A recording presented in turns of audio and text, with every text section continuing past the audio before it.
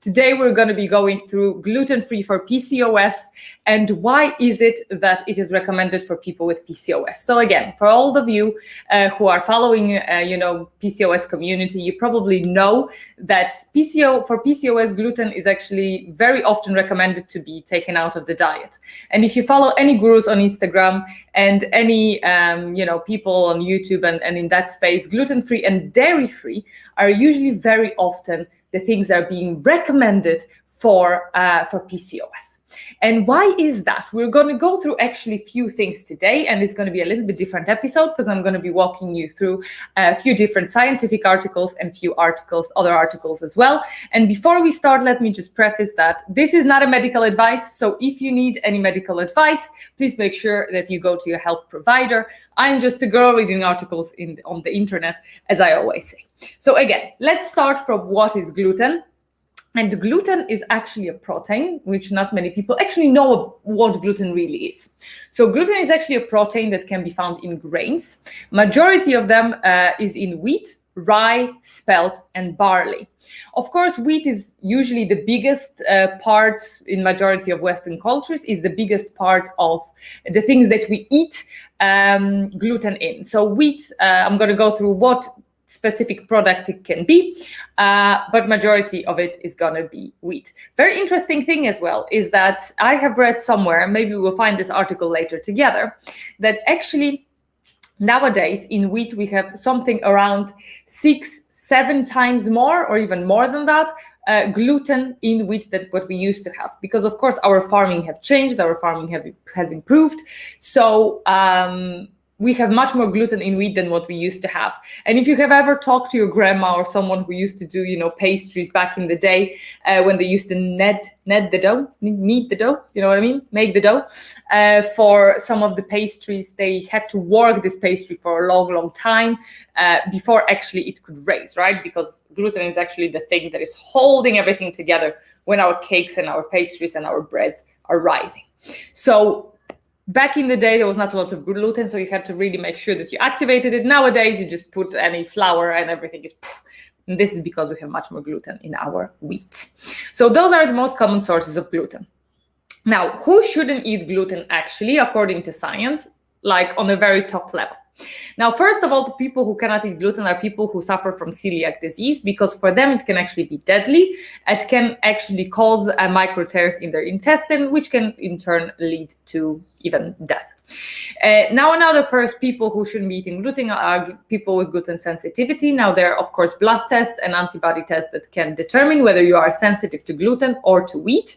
And of course, third is wheat allergy and also wheat sensitivity that can also be determined by some blood tests and some blood tests nowadays. There's a completely separate subject about this intolerance tests overall, but we are not going to get into it. Of course. Now, what are most common symptoms of sensitivity? Most common symptoms, of course, is going to be stomach problems. So it's diarrhea, stomach pain, tiredness, bloating, and depression. And very often all the stomach problems actually can be the cause for depression later on and cause for anxiety as well. So this is kind of a secondary for all the stomach issues. So one thing that you can do to check if you're gluten intolerant is to actually try eating gluten, try not eating it, and see if you see any difference. Now, what are the foods that are most common that have gluten in them? So the most common sources, of course, is going to be, as I said, pure wheat, pure spelt, rye, barley, but also already processed foods, so bread, pasta, cereals, beer, cakes, cookies, and pastries. I can see that a few people are tuning in. Make sure you say hi, even if you're watching on the replay. Let me know where you're watching from and what do you think about gluten sensitivity yourself, and do you think or are you gluten sensitive?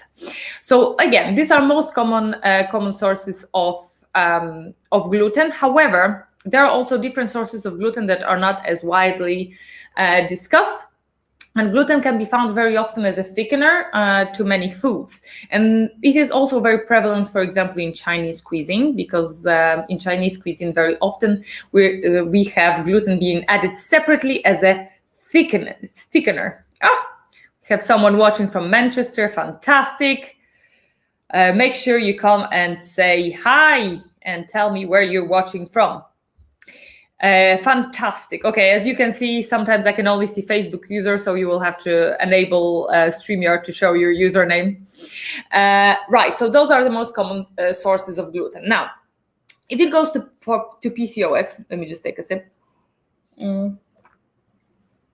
If you're watching right now, let me know if you have ever heard the recommendation to go gluten-free for PCOS.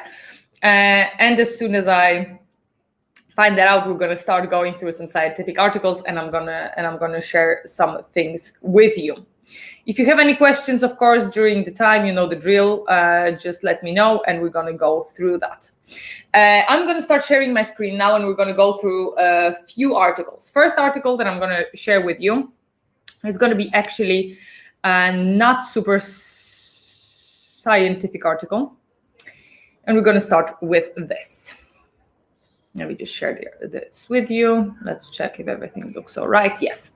Okay, so this, guys, this is actually not scientific. It's called something from PCOS Nutrition Center, but I actually don't know what credentials they have. So this is not found on, you know, Google Scholar or anything like that. This is just for me to present what type of information do you usually get searching for this subject. So as you can see, many people are thinking about going gluten-free because it claims to offer treatment for autism, rheumatoid arthritis, for an array of things, right? And it's also written here that women with PCOS might particularly benefit from a gluten-free diet because the majority of the acceptable grains are low in glycemic index. So we got to put a pin on that. Because it's very, very interesting how gluten-free diet is actually recommended, even in those non-scientific sources. So if you have PCOS, here is written about gluten-free and weight loss, that it can, of course, the gluten-free diet can result in weight loss. We're not going to get in depth of what is written there. About inflammation, that it can lower inflammation, and of course, who actually needs gluten-free diet, which we mentioned before, is the celiac disease, people who have sensitivity in gluten intolerance, that of course its symptoms is bloating, abdominal pain, fatigue, depression, all of that. Then we have disadvantage, gluten-free tips, and so on and so forth.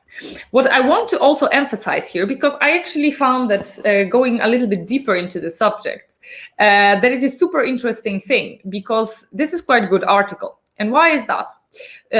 Because you can see here, if you have PCOS, you can avoid here, blah, blah, blah, or maybe even refer to gluten having a garbage, blah, blah, blah. Here's the sentence that I really like. On the other hand, if not followed correctly, gluten-free diets can result in weight gain, as gluten-free products sometimes can have more calories and sugar than their counterparts. So I like the approach that they're actually approaching of what I'm going to be talking about in a second. Here you can have written that gluten and inflammation. So gluten and inflammation is connected not necessarily by gluten, but by the fact that omitting generally gluten full foods, you lower your glycemic index, so you don't eat carbs. So really the problem here is carbs, not necessarily gluten. And because of that, your insulin levels are dropping. And in women with PCOS, high inflammation rates are connected to insulin resistance. So it's really not about gluten here. It's more about lowering your low glycemic index. That's what I'm trying to say. So lower your carbohydrates intake to lower your insulin intake, but that can be done not only by following gluten-free diet, but following, for example, keto diet, low carb diet. So it has nothing particularly to do with gluten. It is more than a lot of gluten-full foods, which we are used to eat, right? So breads, pastas, all of that contain a lot of carbohydrates. Processed carbohydrates usually come from these sources that are gluten-full. So by proxy, as a resulting factor, you're going to stop eating a lot of high glycemic index foods, and you're going to lower your inflammation. But again, nothing to do with protein gluten by itself, which is super, super important. Now, as you can see, gluten-free necessity is actually connected to celiac disease as an autoimmune disorder. So here you can see that actually what they're arguing is that, yeah, kind of, gluten-free diet can maybe possibly influence your gluten, your intolerance and stuff and so on, and your PCOS, but not directly. And it's not because of gluten itself, but it is actually because the fact that a lot of gluten-full foods are high carb foods as well.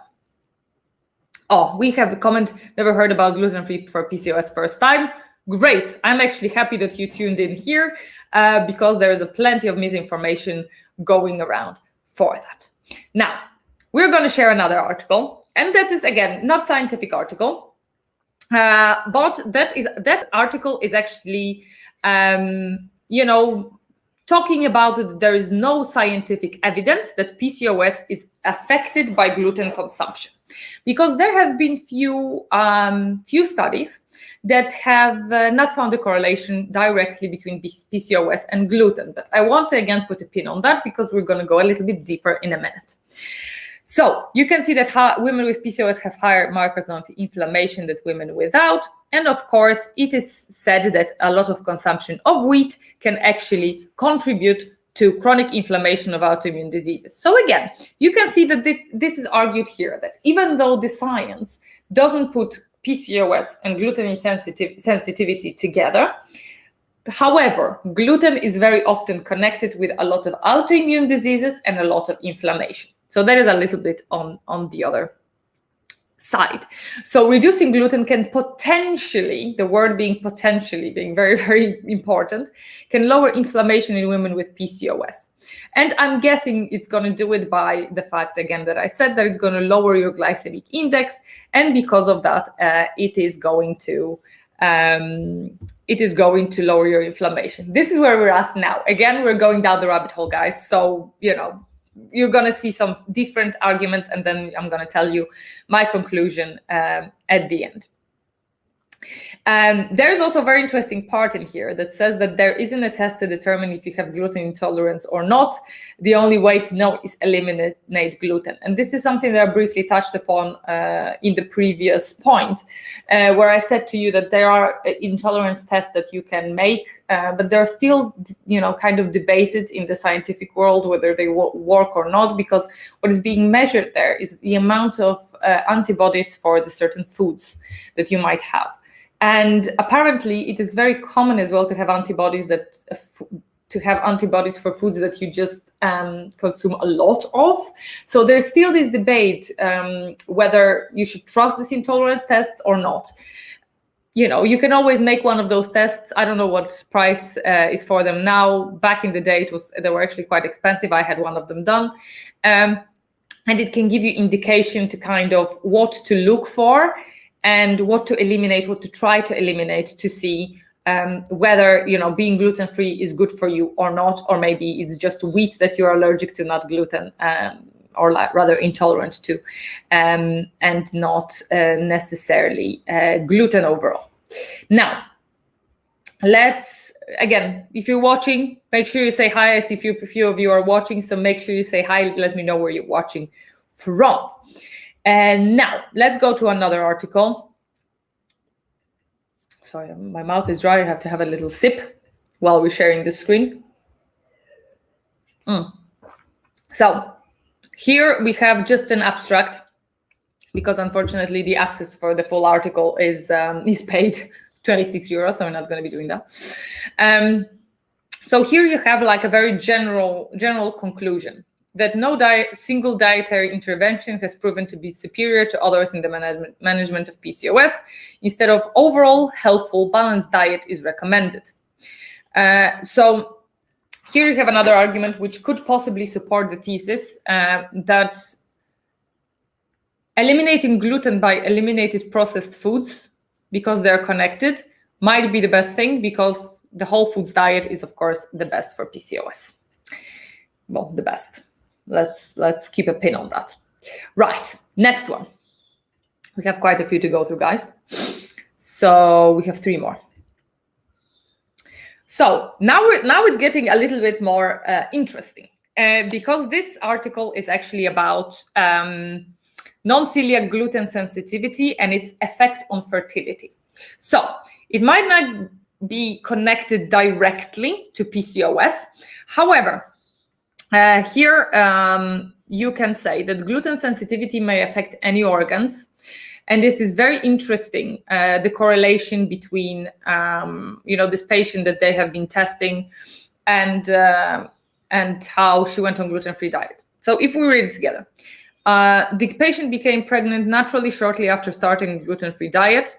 However, eventually lost this pregnancy, but she also took steroids, blah, blah, blah. She was not able to carry a pregnancy viably until a gluten-free diet was added into the plan. Further research would undoubtedly be needed to ascertain the wider role and underpinning pathophysiological mechanisms of both celiac disease and non-celiac gluten sensitivity in infertility in both men and women. So there was a couple that they were testing in this study. And they tried all sorts of medical intervention, and eventually the woman got pregnant when she went gluten-free. And the man went gluten-free as well, which apparently significantly improved his fertility markers and so on. So this is super interesting because it says that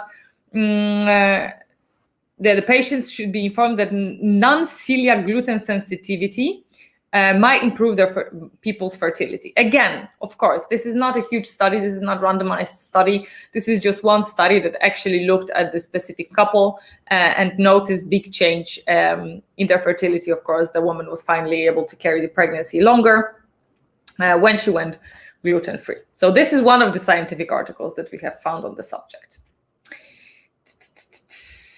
How do I study and show your thoughts together with proofs? Thank you for that. Thank you very much for saying that.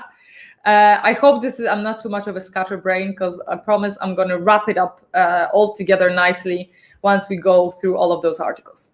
So another thing that is super interesting. So for now, we had kind of like a vague articles. One article at the beginning said that the gluten-free might be beneficial just because by getting rid of a lot of gluten-full, I'm going to call them gluten-full products, you automatically eat probably less carbohydrates, because in our Western culture, majority of them is coming from bread pastas and so on, and you lower your insulin, right? So that kind of like, this is how it works. However, in this study, they were saying that gluten can be treated as endocrine disruptor. So that gluten found in many starch foods can modulate the endocrine system by production of plant-based estrogen or through pesticide release during farming, which is thought to affect androgen and estrogen production. Guys, again, can modulate. So it's not written super, straightforward. However, here we have completely different action of gluten on your body. So in previous one, it was just like as straightforward as carbs, lowering insulin resistance equals inflammation might equal infertility, right? Here it is a little bit more in depth, so that it actually can throw your estrogen and androgens out of whack, which we know is very often problem in women with PCOS, especially androgens. So we have the beautiful acne. I have my own few zits right now, waiting for my period, by the way. Amazing. Being on carbs and everything starts going out of whack. This is something that I'm going to be talking about at the end of this video. So as you can see, gluten can sometimes be treated as endocrine disruptor, which means disrupting our hormones, right? And here actually they briefly mention that they also tested additional food group affecting the PCOS phenotype is dairy products, which can promote insulin resistance and disruption on estrogen and testosterone. So here we also have mention of dairy, of doing the same thing. So super interesting, because this is quite direct, you know what I mean? Quite direct messing up of the hormones that we know is not only insulin, which is, of course, very important in PCOS, since 70% of women with PCOS have insulin resistance, but also, of course, insulin influences androgen. But if we have this direct axis with not only insulin, but androgen and with estrogen as well, super interesting article as well. So that was that. Let's go through to another one. And this is gonna be the last one, I think. another thing that I want to discuss. Very often, let me just take a sip. Very often what happens is that women with PCOS have also thyroid issues. And I want to touch upon it quickly because I was actually one of those people. And this is why I started really thinking about gluten-free and PCOS originally. When I started studying thyroid diseases, because this was something that I was diagnosed with before PCOS, the recommendation in many books was gluten and dairy-free for thyroid. And then having PCOS and seeing the same, the same recommendation was very, very interesting for me because why are they connected? In my idea, and I don't have Hashimoto, so I don't have autoimmune disorder. But in my idea, either gluten and dairy have been connected to inflammation that make both of them worse. But also there might be something as well that gluten dairy-free is very, very important for thyroid. But of course, there is a type of PCOS that is connected also to thyroid issues. So a lot of women with PCOS have thyroid issues at the same time. I don't know if it's because both of them are origin in our pituitary gland in our brain, but it's super, super interesting. Now, in this study, they actually have tested Hashimoto's. So this is autoimmune disorder for thyroid. But what they noticed is that the gluten-free diet actually for thyroid, especially if you have Hashimoto's, gluten-free diet improved the amount of antibodies in the body of the subjects that were tested in this study. So if you have autoimmune thyroid disorder and PCOS, which is more common than you think, avoiding gluten might improve your thyroid disorder, and in turn it might improve PCOS because they're all connected. Of course, thyroid influences how the energy is being created in our body as well. So super, super important and super, super connected. So that is another thing to consider. Now we have another comment.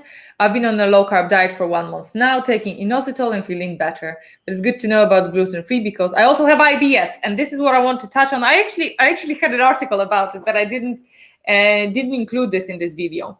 Gluten-free is very often one of the recommendations to try for IBS because, as I said, it might cause inflammation in the bowels, diarrhea, and all of that. And as a result of that, you might have deficiencies that then can lead to another diseases. We always have to think about one process in our body, and the fact that from every one process, from every little change that happens in our body, we can have a cascade of things that happen later. So if our digestion system goes, you don't know what's going to go next because you might start having deficiencies, and your thyroid might go due to lack of selenium and stuff like that. But of course, other stuff can go as well. So super, super important to think about it on this way. Now, I want to wrap up for now the actual articles and tell you about a few things. So, as we can see, the science, of course, is not very A to B. And as we saw, there was no direct article that would say PCOS go gluten-free, right? PCOS go dairy-free. However, there was few mechanisms, tested. So, for example, one mechanism that we saw was testing gluten-free and insulin resistance. And of course, as I said, if you remove breads and pastas and stuff like that, you're going to notice the improvement in your PCOS because they're high carb things. And of course, high carb products can spike your insulin, which then make your insulin resistance worse, and then in turn, make your androgen worse, and so on and so forth. And the second thing is actually the fact that it can influence your thyroid, and your thyroid can, of course, very often coexist. The thyroid issues coexist with PCOS, so that might also, they might start influencing each other. And it has been connected to inflammation as well very often, and as it has been seemed to actually be endocrine disruptor and actually put our testosterone and our estrogen out of whack, which of course are very important hormones that then in turn can mess up with our ovulation and with our overall fertility, which was then confirmed by this article that we saw where the couple actually reduced gluten and started, got pregnant eventually and carried the pregnancy full term. So my opinion on gluten-free diet and PCOS is that it might not be necessary for everybody. What I think is necessary probably for 70% of women who do have insulin resistance with PCOS is lowering your carbohydrates to low levels and going whole foods diet. Unfortunately, if we talk about that, it will happen. If you're going whole foods, you're probably not going to eat, wheat by itself, because of course everything that is processed not only has wheat, but if you buy a toast bread, it has an array of different preservatives, for example, and those are also very bad for your inflammation levels and for your overall health with PCOS. So I wouldn't necessarily, at the beginning, what I would say that for everybody, and what I always recommend, is to have quite balanced diet and consisting of majority of whole foods. And please start observing that. If you have a little bit more sweets in the certain periods of your time, I don't know, you have chocolate, you have chips, oh my freaking downfall. Do you have bigger problem with your symptoms? And if yes, if you still have your symptoms because you're never given up, anything more, then you might have to start being a little bit more rigid about stuff. So first, focus on whole foods diet, a lot of vegetables. I actually made a video about best diet for insulin resistance, where I talk about, the system that I did for myself and how I started eating a little bit more whole foods diet and started eating vegetables, by the way, which I used to hate. So focus on a lot of vegetables. Everything that I like to say, try to get everything that doesn't come in a plastic packaging. So is the least processed. So if you buy chicken, buy raw chicken, cook it yourself. If you buy vegetables, again, try to buy them not in plastic, but that's a planet issue. But try to buy, of course, the best quality that you can afford or get. But eat a majority of vegetables, a little bit of fruit possibly. Try to lower your glycemic index and try to stray away from processed foods. If you do processed foods, try to actually make them with the least amount of carbohydrates possible. Because another thing that I want to touch upon when I mentioned whole foods, by eating whole foods, you probably are going to have to eliminate bread because, again, this is not whole foods. But also, if you would want to go gluten-free without eliminating processed foods, unfortunately, gluten-free bread, because it's so difficult to make, because it doesn't have all the structure to hold it fluffy and all of that, has much more additives and much more preservatives than the normal bread. So as a natural alternative, is a no-no. As I said, better swap your barley, your bulgur, I think bulgur is also wheat, for quinoa and other stuff first, and then try to eliminate as many carbohydrates as you can overall. So my conclusion is, try gluten-free, see how you feel, and make sure that every time you try something, you just do one change at a time. And make sure that you observe or note how you feel. So if you decide to go whole foods, you might start from just eliminating gluten and still keep other starches in your diet. So keep your potatoes, keep your quinoa, keep your gluten-free but carb-full stuff, keep your fruit and so on, and just eliminate gluten and see how you feel. If you see that you maybe have less stomach discomfort, because that's usually the first thing that happens, that we maybe have less bloating, less gas, less stomach pains, and less overall digestive issues, like very, very straightforward digestive issues, then stick to that. If you don't, you might try to also eliminate other stuff that we might be talking about in next episodes. So for me, I think, and I want to share my story with you briefly. I was actually diagnosed with wheat intolerance, and I did this, not super scientifically proven test. Just a second.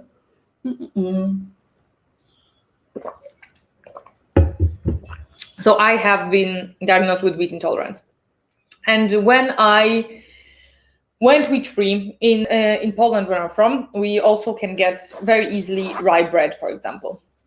And of course, you can have barley in different types as well. And we also eat barley in Poland. So both rye and barley. So I definitely quit wheat and I tried rye and barley.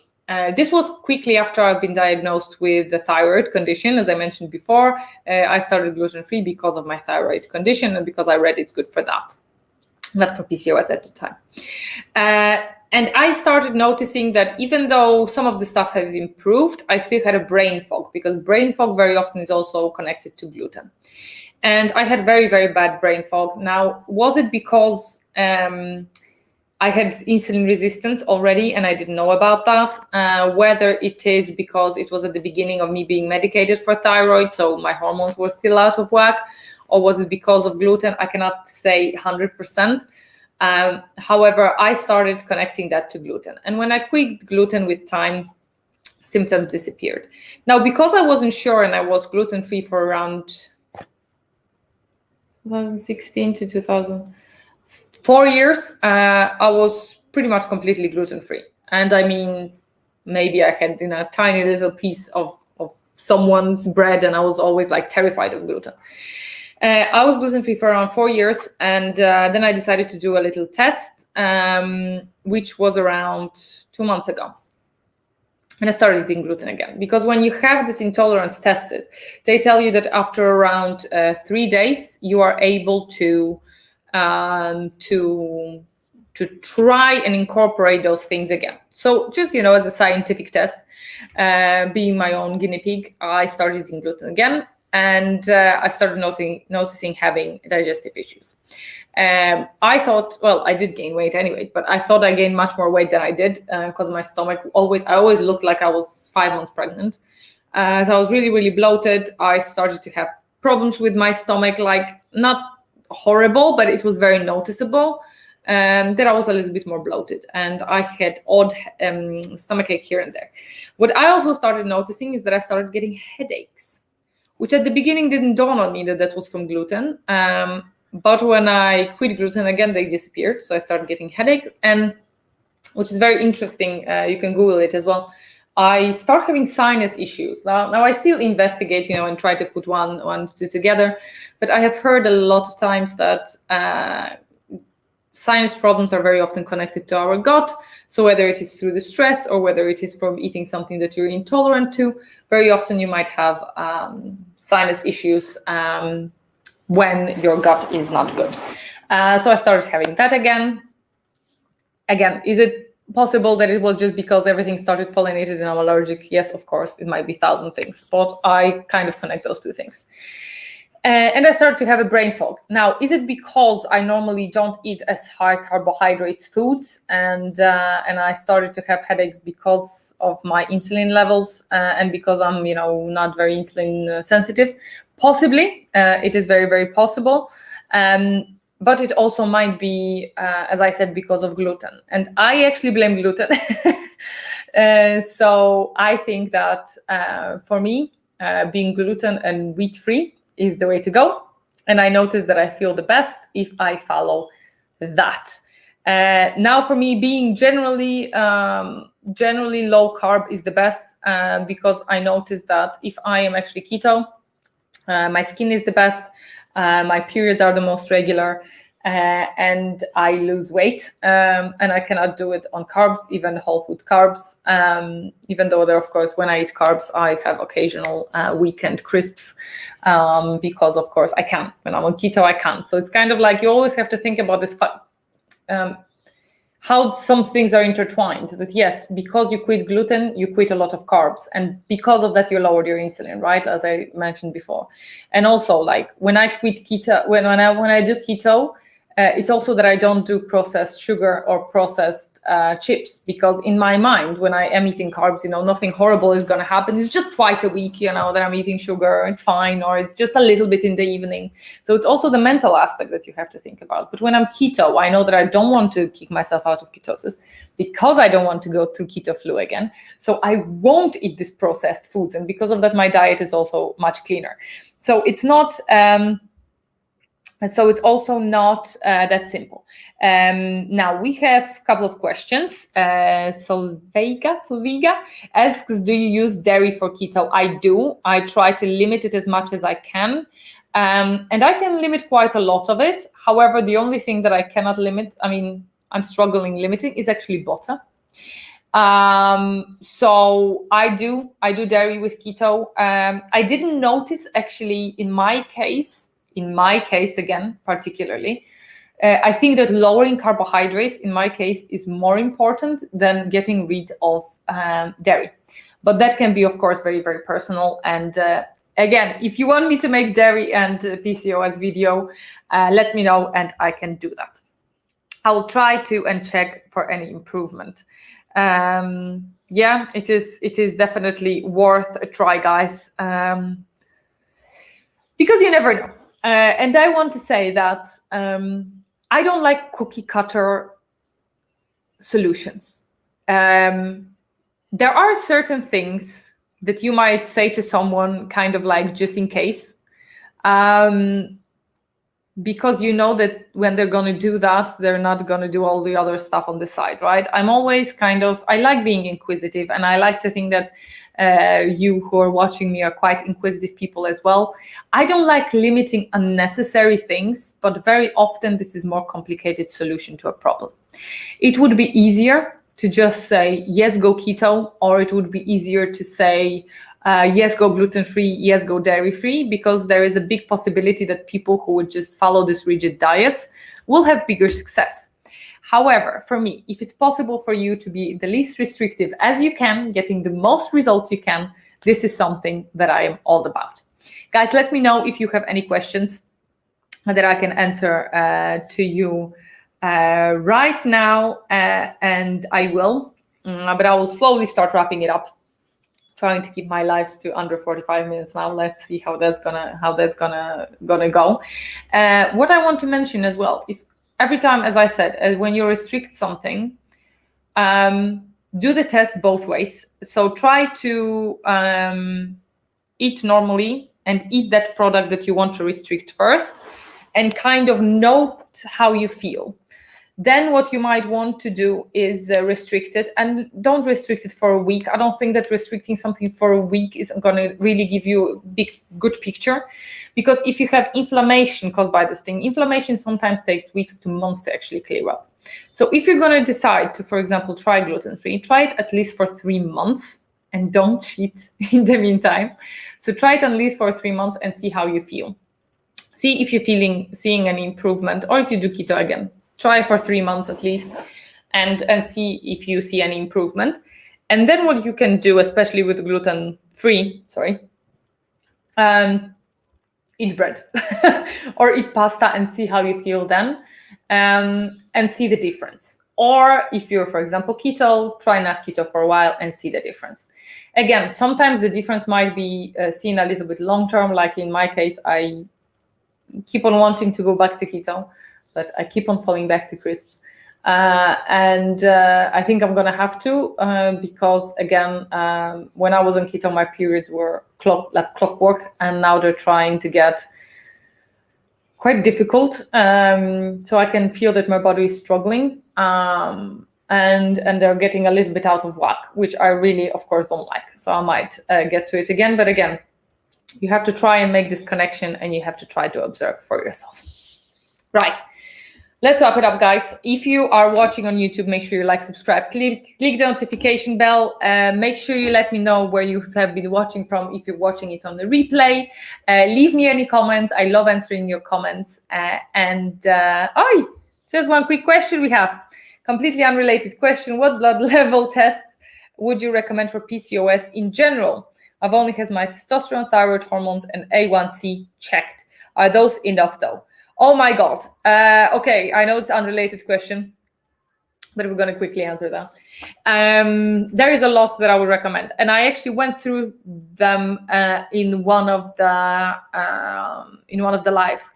First of all, I would, if I were you and I could do that, I would start. If we're talking about insulin resistance, then you should probably have fasted plasma glucose, I think it's called, in your blood. No worries. MW, I don't know what your name is. If you want to share your name, please let me know, because I always say MW and I don't know which one it is.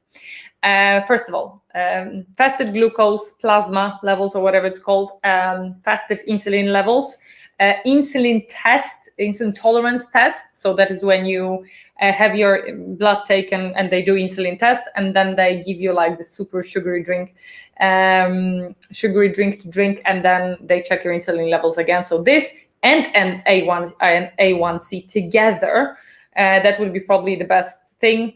Megan. Yeah, thank you, Megan, for asking a question.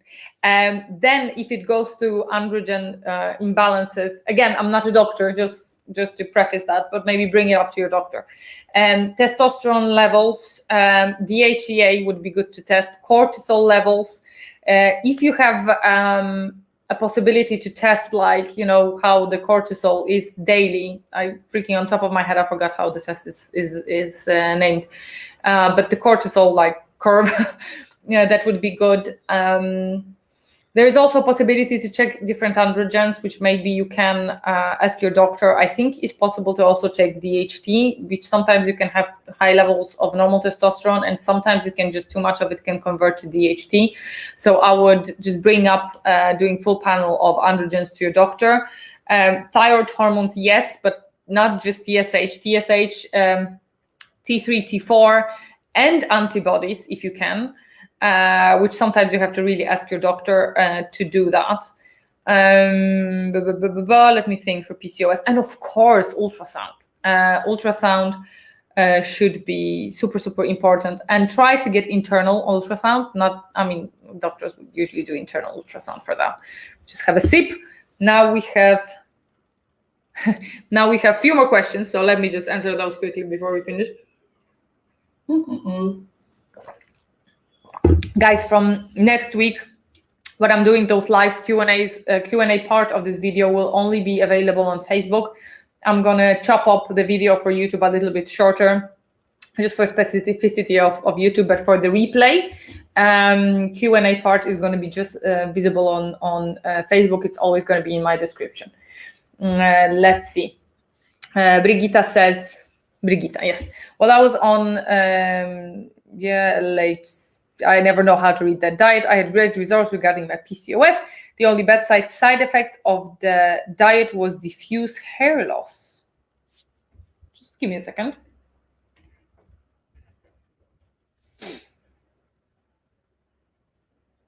Okay. So is it low in carbohydrates, high in fats, and moderate in protein? I would say one thing, super important. Of course, listen to your body. What's this? I read LLCHF. It's low carbohydrate, right? Low carbohydrate, high fat diets. There is a big difference between low carb and keto, because low carb is actually the worst for you that you can do, I believe. Unless you have been keto before, then you are fat adapted. You can probably pull off. Low carbs. However, if you haven't, and you're doing low carb, I discussed it in a keto for insulin resistant video. You're always running on almost empty, so your body is very confused. It didn't learn, because sometimes your body have to adapt to using ketones as fuel. Not sometimes, majority of times with our diets. So your body doesn't have enough sugar and carbohydrates, so it's always like, okay, I'm running on sugar, because you give it a little bit, right? I'm running on sugar, and then it's giving you all the signs of, where's my glycogen in my muscles, or where's my sugar? I'm starving. Because it doesn't easily switch off to ketones, right? If you completely take out carbs out of the equation, and you're on keto diet, your body is not as stressed as it is on low carb. On low carb is kind of like always running on reserve. You didn't tap into the other good fuel yet, and you don't have enough of normal fuel to keep going. So I think that low carbohydrates is actually worse than keto, and keto is actually very anti-inflammatory.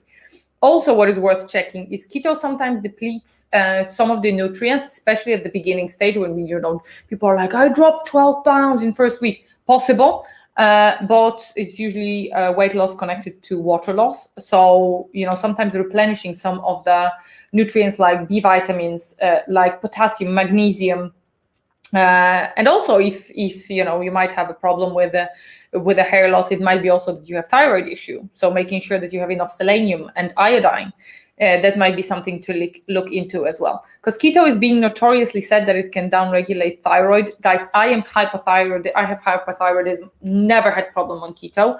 But then again, I know that transition and this first period might be a little bit taxing on the body because your body is a bit panicked, so you have to do it right. That's the most important. You have to do it right. That's the biggest problem with keto. You really have to study to do it right. Is DHT same as free androgens? I don't think so, because free androgens, DHT free, DHT is dihydrotestosterone, so it's other kind of testosterone. Let's see, because I don't know what really comes under umbrella free androgens. It's a little bit different what they name in different countries. No, it's just for testosterone. So free androgen levels, a free androgen index, FAA, is ratio figured out after a blood test for testosterone. So just ratio of testosterone, but it doesn't give you an indication of DHT. DHT is converted testosterone. Megan says, thank you so much. It helps a lot. Transvaginal ultrasound has already been done, but I'll check everything else. Super important, good to have it. Of course, sometimes you can just observe yourself and kind of come to conclusions yourself, which I like doing, but I'm very inquisitive and super self-observant person. I don't know how I have time in the day to think about that. Ihan is asking, how can we avoid getting more facial hair, chin hair, etc.? I'm on anti-inflammatory diet. And I just want to finish on that. Make sure, Ihan, that you are, I hope I'm pronouncing your name right. Make sure that you watch my video about hirsutism. I have, I think, 3 of them. And I'm talking a little bit about lifestyle changes, diet changes, and supplements that you can use to remove your facial hair and to make sure that diminishes. I would say that the most important thing, especially if you're insulin resistant, should be lowering your insulin levels, because very often the most common thing is the insulin is actually making your androgens higher by the whole cascade of things that is happening, and that is most common thing in women with PCOS. So lowering your insulin is going to be the easiest. Of course, sometimes women with PCOS have just unrelated issues that called hirsutism, which might be other dysfunction of adrenal glands and adrenal hormones and DHEA and stuff like that. So ask your doctor, and if you know that you have insulin resistance, make sure you work on that and make sure that you have a lot of patience, because actually to see the change in hair, both with hair loss and with hirsutism, it takes a lot of time. So after you leveled your insulin resistance, that can take you up to a year, let's say, in the worst case scenario. After that, it might be another year before your hair start going back to normal. So that is it, ladies. Again, if you're watching on YouTube, smash the like button, subscribe. It helps my channel a lot. Make sure you comment as well. Let me know where you've been watching from. Are you struggling? Are you on gluten-free diet? Let me know everything. I love to talk to you guys. If you are not following me yet on Instagram, make sure you do so. You can always send me a DM. I have a lot of comments and conversations there with you guys. And I follow a few of you too, and I keep on track with your lives, which is amazing. So make sure you follow me on my Instagram. Megan is wishing, yay, everybody good day. Ihan said, don't have insulin resistance, but I manage balancing this insulin resistance. Make sure you see this video, because I'm talking about other stuff as well. Thank you for all the info. Thank you, Solveiga. Next week, I'm going to be here an hour earlier. So I'm going to try to announce it as soon as possible. And watch out for the poll in my stories on my Instagram, and hopefully on my community tab as well, even though YouTube has blocked my polls for some reason. And I'm going to be asking you guys in one way or another, what video do you want to see next week? So thank you again for watching, and I will see you very, very soon. Bye.